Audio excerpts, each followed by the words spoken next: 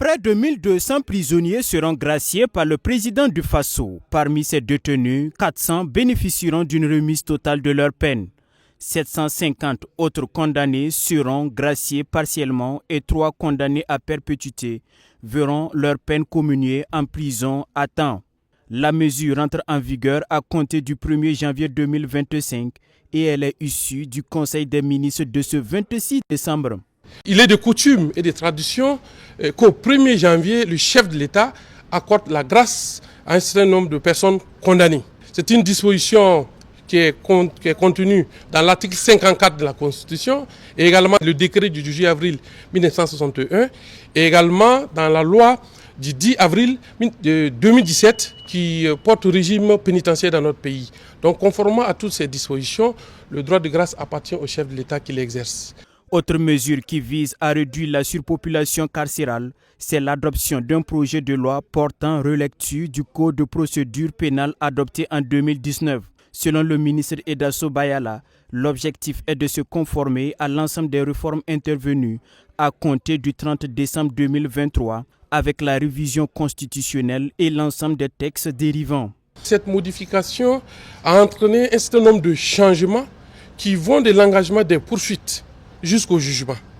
Et au niveau, par exemple, des poursuites, le procureur du Faso, dorénavant, avant d'engager des poursuites contre une personne, devra explorer des mécanismes alternatifs aux poursuites. Il devra, dans un premier temps, d'abord tenter la médiation pénale avec l'intervention de toutes les parties pour savoir s'il n'est pas possible de concilier les intérêts de la personne auteur d'une infraction et les intérêts de la victime.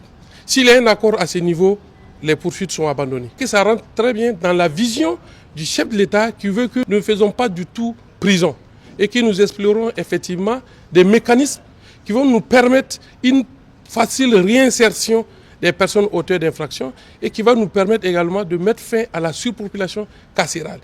Au niveau du ministère en charge de l'agriculture, le Conseil a adopté un décret portant dissolution des assemblées consulaires des chambres d'agriculture.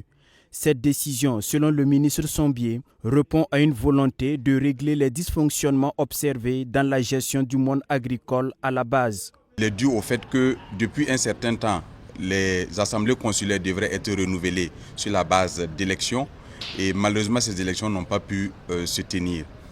L'objectif est de placer désormais ces chambres d'agriculture sous la tutelle des directions régionales de l'agriculture et pour la Chambre nationale d'agriculture de la placer sous la tutelle de la direction générale en charge du monde rural. Il faut dire que la dissolution des organes consulaires des chambres d'agriculture n'est pas synonyme de la fin de l'existence des chambres d'agriculture parce qu'il y a l'organe administratif qui est notamment dirigé par les secrétaires généraux qui va continuer d'exercer, bien sûr, sous la tutelle du ministère de l'Agriculture, des Ressources animales et halieutiques.